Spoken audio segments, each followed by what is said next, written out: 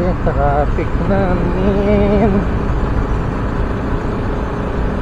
Nabutan na tayo ng traffic. Sa lahat ng ng traffic na pauwi ako, dito talaga ako kinakabahan sa flyover na yan. Ano ba tawag dyan? Kalayaan or Katipunan? Hindi ko alam eh. Basta dyan sa flyover. Kasi ayun nga, pinakasulok lang yung pwesto namin. Tapos yung yung sulok na yun, lagi panlubak. So malaki yung chance na kami,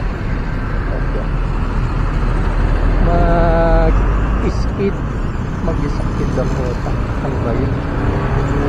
Tapos kaya parang yung gulong madulas kasi nga lubak-lubak siya, so mag-ewang talaga yun pag dumadaan ako ng lubak.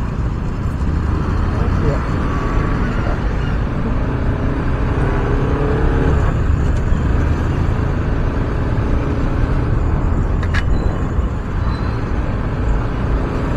Tapos bukod sa malubak na siya, masikip yung daan. So possible malaglag kami sa gilid ng flyover. Tapos puro truck pa. Mga tulad nito, gutter na talaga eh. No choice na eh.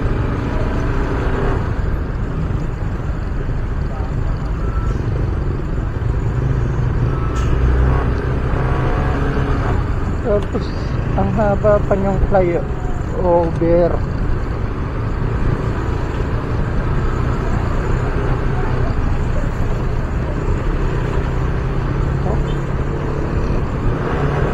Pinili ko, di nag-signal. Or nag-signal siya, di ko lang napansin. Siguro teleport ko na lang ngayon pag nalagpas na ako dito sa flyover. Kasi kailangan talaga focus ako dito eh. So teleport na tayo. So ayun, teleport na tayo. Grabe. Haba ng traffic.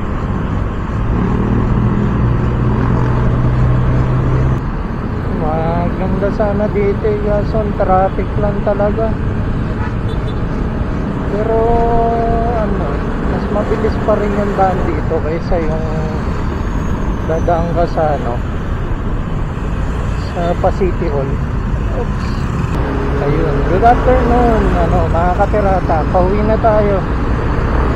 And syempre dahil traffic, tikat natin lahat yun.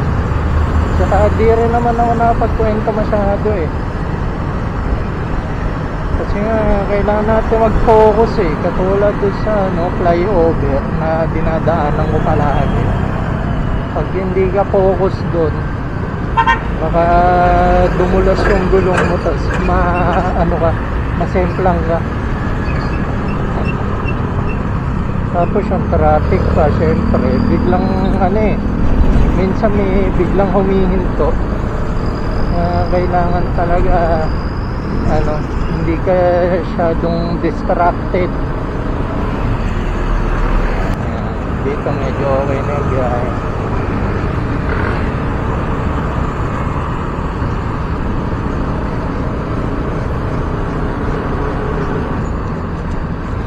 So maalala ko lang, dahil ngayon nauuso ulit yung mga Tamiya, yung Beyblade. Siyempre pag-usapan natin ngayon yung mga laro dati, yung mga laruan dati na kinaadikan ko, saka yung mga gusto ko ulit malaro. Kasi nga nung bata ka, siyempre di ka naman ganong kayaman. Kung lang yung ibili sa'yo nung magulang mo, yun lang yung laruan mo. Tulad ko, yung Let's Go ko, yun,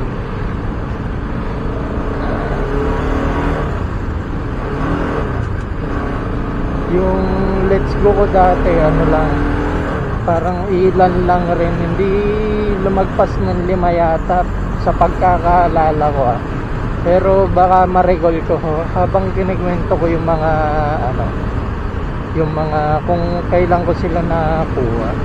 So magsimula tayo doon sa una kong let's go. Yung una kong let's go, hindi ko na maalala kung ano yung ano nun pangalan ng let's go. Pero natatandaan ko yung mukha, yung itsura niya. Saka alam ko sa kalaban yun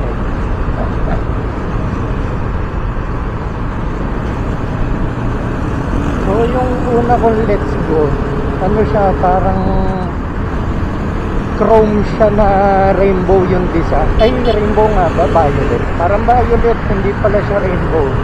Chrome yung chassis, ay yung ano niya, yung kaha niya.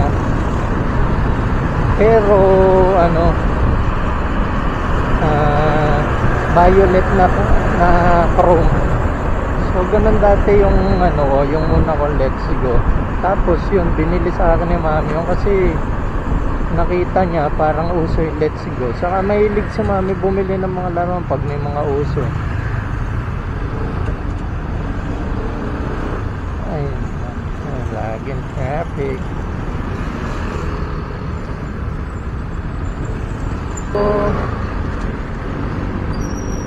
ayun nga, yung una kong let's go, yung ano na yun, yung chrome na violet na let's go. Tapos ano siya, ang tawag namin doon X-chassis pa doon sa chassis niya. Hindi ko maalala kung ano yung totoong tawag sa kanya ngayon, pero alam ko X-chassis yun na luma, yung ano, yung manipis yung mga chassis, ay yung mga parts ng chassis. Kaya yung ano, yung dugtungan ng battery, yung parang cover niya, madaling mabali. Parang ang naalala ko, naputol din. Tapos nung binili ni mami yun, ano, kala ko dati sira, kasi pag pinapandar ko kahit bago battery, ang bagal niya. Talagang ano, legit, ang bagal gumalaw.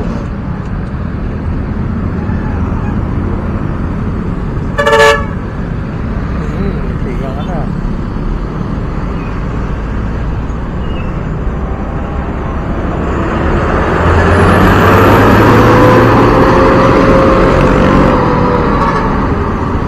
Bagal gumalaw ng let's go ko na yun. Pero tumatagal, siyempre natututo na tayo, naalaman natin kung ano yung sira. Yung pala may problema lang siya sa gear, parang hindi sukat yung gear. So nangyayari, hindi nagtatama masyado, kaya parang kumakaskas lang yung gear niya. So yun, pinalitan natin ang gear, tapos medyo bumilis na yung ano, yung let's go na yun. Tapos hindi ko na alam kung ano nangyari doon, basta biglang ano na lang nakalimutan ko na lang kung saan ko nalagay. Pero parang nawala ko yata yun, hindi ko na ma-record or binaklas-baklas ko siya, ginamit ko doon sa ano, pangalawa ko naging let's go, yung mga parts niya. So yung pangalawa kong let's go is yung ano, yung parang yung kaul niya itsurang tangke.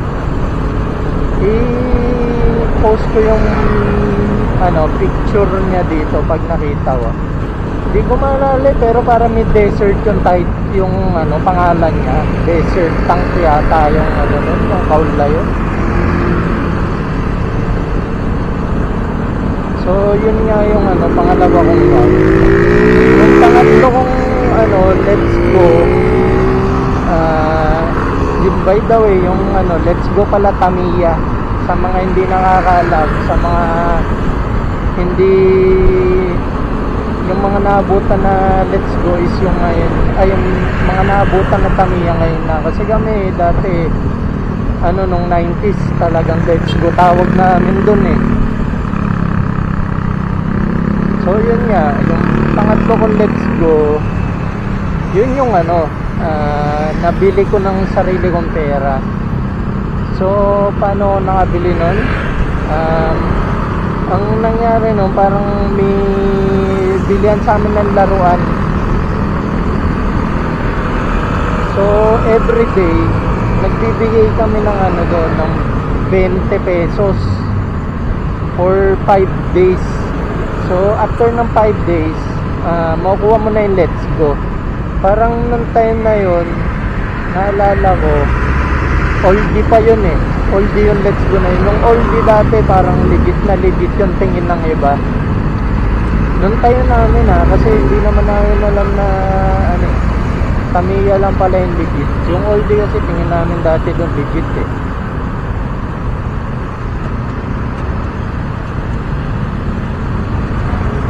Mga traffic. Hindi tawag.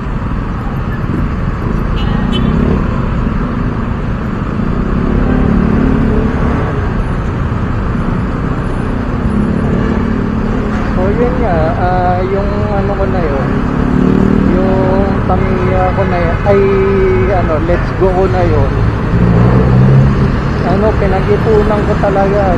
So everyday pumupunta ako doon sa bilihan ng Let's Go para, ay sa bilihan ng laruan para maghulog ng 20. Tapos nililista nung taga bantay. Tapos nung ano, patapos na ako maghulog, parang ano na lang, 40 pesos na lang yata yung kulang ko. Sabi nung ano, bantay, 60 pesos pa daw kulang ko. May araw daw ako hindi nahulugan.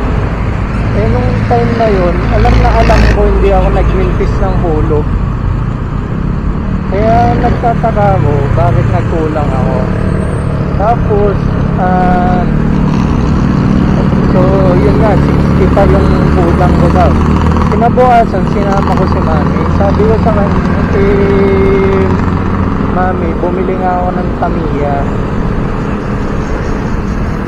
So sinamahan niya ako. Nung nandun na kami, ang nangyari, may hormones. So yun, going back, may anuhan na ng Tamiya, di ba? Ay may ano na, sinama ko na si mami para doon sa Tamiya. Kasi ano eh, magkano na lang rin kulang ko, parang 60 na lang. Tapos nung sinama ko siya, ang nangyari, tinawaran niya yung ano, yung nagtitinda. Sabi niya, wala bang tawad? Kasi ang mahal nung ano mo, benta mo eh. Pag bumili ako sa palengke, mas mura. So yun, pag-diskusyon si mami, ang ending na discount ako ng 20, which is parang hindi ko rin na-discount. Kasi nga, ayun nga, ang alam na nagtitinda, 60 pa yung ano ko. 60 pa yung kulang ko sa kanya.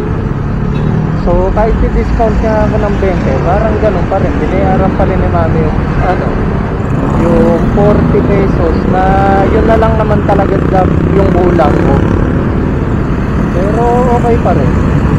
Tapos naalala ko yun yung ano, yung Let's Go ko talaga na pinakamabilis sa lahat. Kasi after nun ano eh, parang binigyan ako ni mami ng ano, pambili ng dynamo para doon sa Let's Go na yun. So nung time namin kasi may mga nabibiling dynamo sa palengke.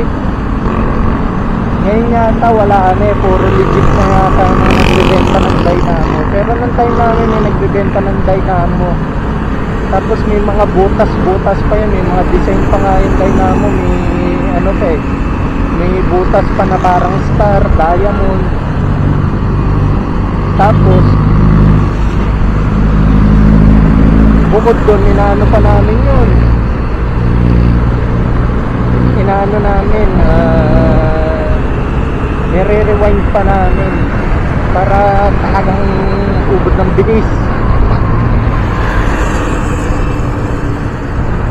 Tapos after nun, nandun na tayo sa ano, pangatlo, diba? So yung pangapat kong Let's Go, yung naging huling Let's Go ko sa era na yun, nung 90s, nung bata ako, yung ano, yung binili ko sa kaklase ko sa school.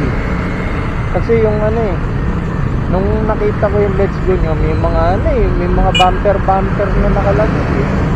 Eh nung time na yun, ang mahal ng bumper parang 50 isa. Kahit peke, alam ko nasa 50 bumper nun eh. So sabi niya, ano, may binibenta akong Let's Go, 120 lang. Sabi niya. Sabi ko, di nga. Tapos, grabe traffic.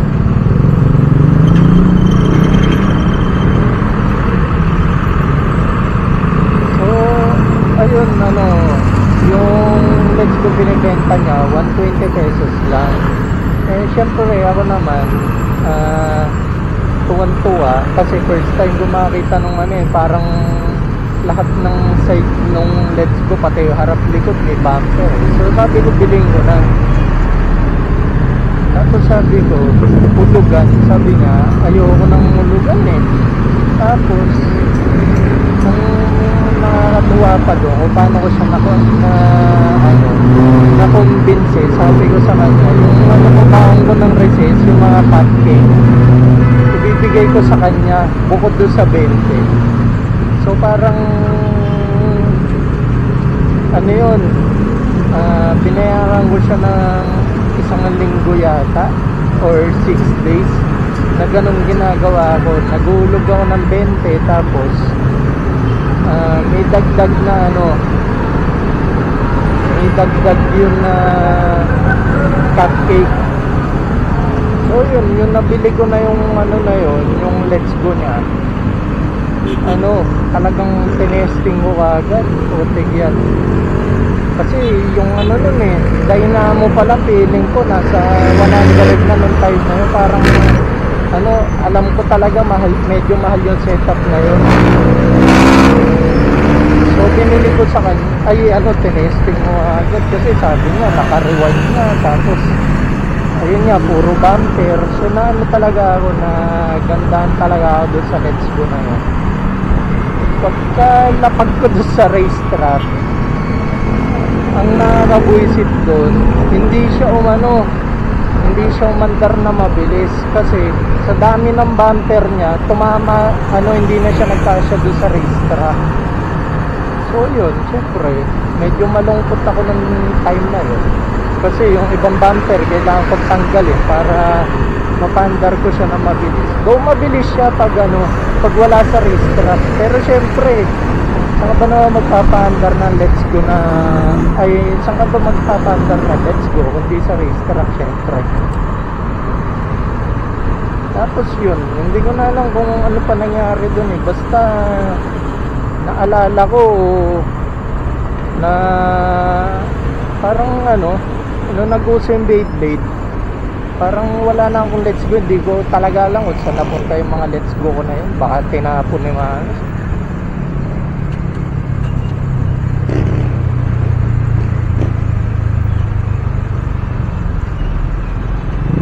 kahit yung ano eh, yung mga battery ko ng Let's Go, di ko na maalala kung nasaan na eh.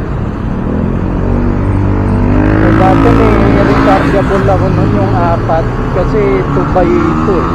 Parang 2 paares. So lahat yun nawala. Hindi ko alam kung saan napunta.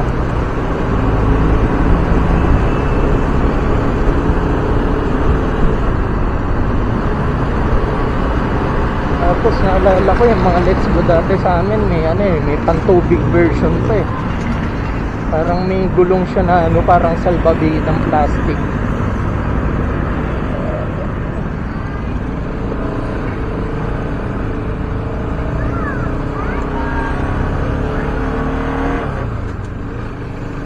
Bukod doon, ano pa ba yung mga nauso nun? Nausong pang-uso nung Let's Go ng time ko? Siguro yung ano na lang,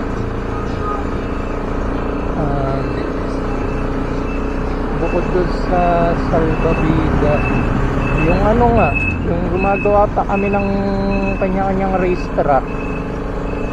Tapos dati uso pa yung ano, gulong na colorful noong time namin. Ngayon itim na lang talaga eh, kasi syempre yung may mga racetrack talaga, yung mga pinaglalaruan namin ngayon ng Let's Go, ano na, legit na. So hindi sila pumapayag na yung hindi standard yung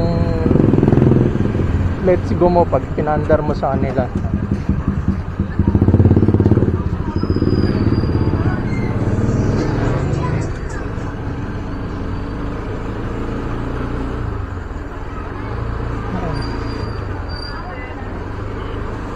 So yun, siguro dito ko natapusin yung vlog kasi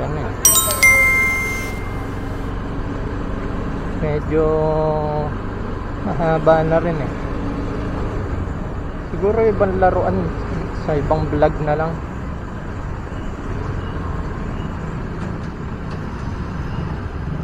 Ayun. Sige na, bye na.